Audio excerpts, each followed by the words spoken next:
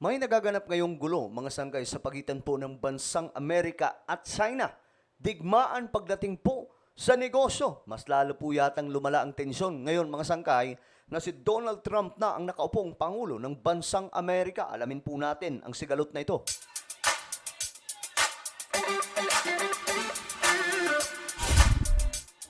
So hello, what's up mga sangkay? Pandaigdigang balita po tayo. I know, mga sangkay, marami po sa atin ay nag-aabang po ngayon ng mga balita international.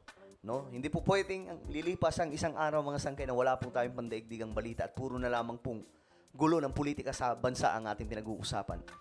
Ngayon kasi, ito po ang nangyayari.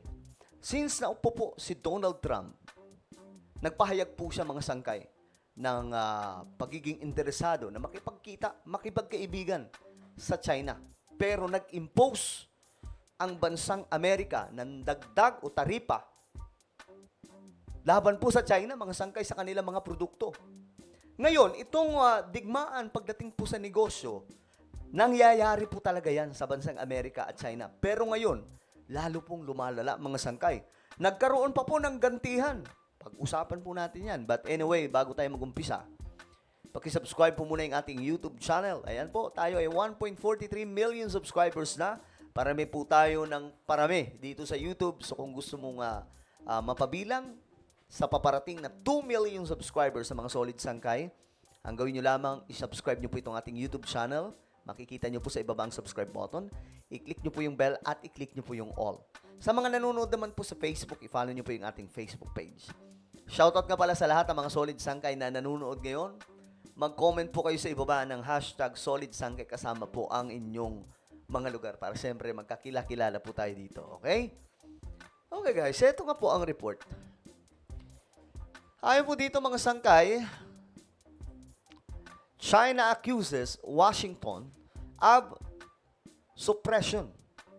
Ito naman, lalo daw pong nagiging aggressive si Trump. Lalong-lalo na po itong China, mga sangkay. So, mas lalo pong lumalala ang tensyon ngayon ng dalawang bansang ito. Mga higanting bansa, mga superpower. Pero alam nyo guys, ang China kasi ngayon, sobrang lagong bansa. Pumapalag. Kaya nga po mga sangkay, alam nyo, pag makikita nyo yung mga video tungkol po doon sa mga, yung pinapakita kung ano na po yung mga syudad ngayon ng China, malulula kayo eh. Kasi yung China ngayon, kung pupunta kayo sa China, makikita nyo po na mas lamang sila o advance ang technology nila kaysa sa atin, sa lahat ng mga bansa. Siguro, hindi ko alam kung gaano kalayo yung pagkakaiba, mga sangkay, yung agwat ng China at Amerika, pero sobrang high-tech ng China. Kasi, biruin nyo, ito lang, halimbawa mga sangkay, doon sa China, pwede na pong makapagpa-deliver. Halimbawa, dito sa atin, Grab, diba? In-order natin Grab.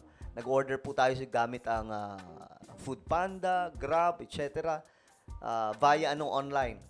Tapos ihahatid po ng nakamotor. Doon mga sangkay, maliban dyan, pwede na po kahit drone ang gamit. Drone delivery. Pero nyo, pipindutin nyo lamang po sa may gilid ng kalsada kung gutom na gutom kayo. Then, maya't maya, mga sangkay, dadating na po yung drone. Ilalagay sa isang landingan niya yung box na kung saan yun ang binili mo. Ganyang kalupit ngayon, mga sangkay.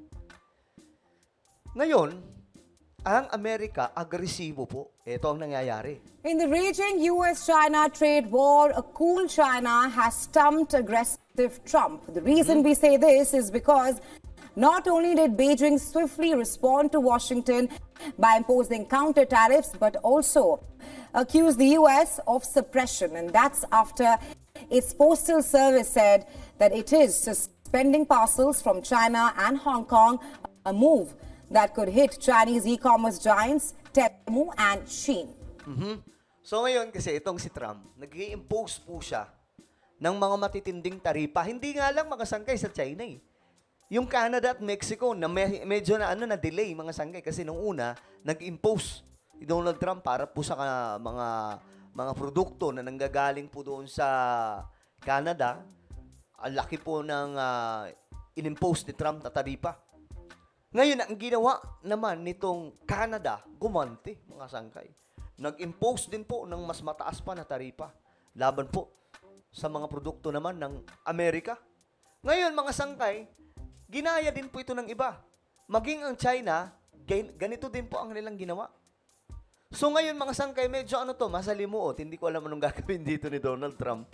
Kasi ginagantian po siya eh. Ito, biruin nyo yung China, gumanti din po sa Amerika, mga sangkay. Well, China announced a wide range of measures targeting U.S. businesses, Ayan po yung mga negosyo ng Amerika. including Google, farm equipment makers, and the owner of fashion brand Calvin Klein. Yan po yung mga malalaking negosyo na naroon po sa China. Minutes after new U.S. tariffs on Chinese goods took effect. U.S., on the other hand, seems to be on the back foot right now. The U.S. Postal Service on Wednesday halted an order to suspend incoming shipments from China. Ayan na, mga sangkay. Talagang nagkakagulo ngayon ang dalawang bansang ito pagdating. Hindi lamang po natin masyadong mapansin yan kasi hindi naman actual talaga na digmaan. Okay? Na nagaganap na parang may mga nuclear nagliliparan. Hindi po ganun. Digmaan po ito pagdating sa negosyo. After announcing the suspension over President Donald Trump's tariffs on China. The Postal Service said that it would actually continue accepting all international inbound mail and packages from China and Hong Kong Post. Bambihira mga sangkay. Ang ginawa pala, pinahinto. Ito po ay galing sa China. Dinideliver doon sa Amerika. Pinahinto mga sangkay. Talaga mainit po yung ulo ngayon ni Donald Trump. Ang purpose dito kasi ni Donald Trump, na itong bansang Amerika, mapayaman muli. Kung kaya't nag-i-impose po siya dito mga sangkay ng mga matataas na taripa, no? Kasi na-enjoy po yan ng ibang mga bansa noon eh. Ngayon, ang ginawa naman po ng China ay eto. Panuorin natin. Inanunsyo ng China ang kanilang pagganti sa US Kumanti sa US, di ba? matapos napatawan ng 10% na taripa. 国务院关税税则委员会 And the State Council Tariff Commission issued an announcement today stating that 今天发布公告，自2025年2月 starting from February 10, 2025, additional tariffs 10号起，对原产于美 will be imposed on certain imported goods originating from the United States. Diyos mio, Marimar. Ibig sabihin, ang mga negosyante dito yung maiipit, mga sangkay. 国的部分进口商品加征关税，其中对煤炭、液化天然气加征15%关税 Tapos, 对 may 原 10% 油 naman 农 pagdating po sa crude oil. 业机械、大排量汽车、皮卡加征10%关税，对原产于美国的附件锁列进口商品，在 Grabe, no? 现行适用关税税率基础上，分别加征相应关税。现行保税减免税政策不变。此 Alam niyo mga sangkay, ang buong akala po ng iba na itong si President Donald Trump ay talagang, sabi nila, di ba, kakampihan na po yung China. Malabo po yan mga sangkay. Si Donald Trump po ay, hindi naman po siya yung super-duper anti-China. Talaga, kagaya po ni Biden. Siya po ay nag-i-impose lamang ng mga ganito para po mapalago muli ang bansang Amerika. At gusto niya po talaga makita muli ang Amerika as a number one country in the world. Kaya nagpapakita po siya dito ng angas. Kaya nga lang, ang China ayaw po magpatalo. So, paano na to? 此次加征的关税不予减免。 Ayon sa China na ang magpapataw sila ng 15% at taripa sa coal at liquefied natural gas products, gayon din ang 10% at taripa sa crude oil, Taas, no? 15%. Diyos mio. agricultural machinery at malalaking makina ng sasakyan na galing sa US. Magsisimula ang nasabing pagpapataw ng panibagong taripa sa Pebrero 10. Naku po. Itinuturing pa ng China na magaan pa ang kanilang ganti kumpara sa ginawa ng US na nilahat ang mga produktong pinatawan ng 10% na taripa. Kinumpirma rin ng White House na magsasagawa ng pag-uusap sila US President Donald Trump at Chinese President Xi Jinping. Ayun, mag-uusap na. Sana matigil po itong digmaan nila pagdating po sa mga negosyo na mayroon, mga sangkay. Any update on when you would speak to President Xi? No, we'll speak to him at the appropriate time. I'm in no rush. That's fine. That's fine. We'll going to do very well against China and against everybody else. Right now, they've taken advantage of the Biden administration like I've never seen. I've never seen. The deficit with China is about $1 trillion. Think of it, $1 trillion. They're using our money to build their military. And Ang ginagawa daw ng China, gumagamit daw ng pera galing sa Amerika para i-build up ang kanilang mga kasundaluhan, sandatahan.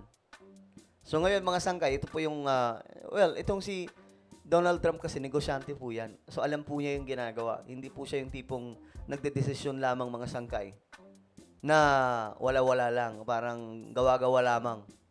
Ito po ay desisyon ng isang negosyante. Alam niya patakbuhin yung kumpanya, alam niya palaguin ang isang kumpanya.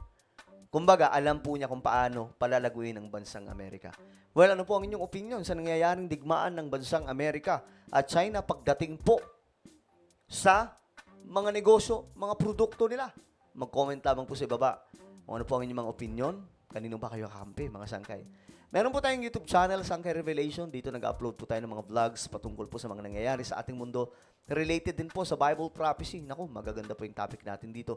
Ngayon din, pagkatapos ng ating vlog ngayon, hanapin niyo po ito sa YouTube, Sangkay Revelation. Then click the subscribe, click the bell, and click all. Ako na po ay magpapaalam. Mag-iingat pong lahat. God bless everyone.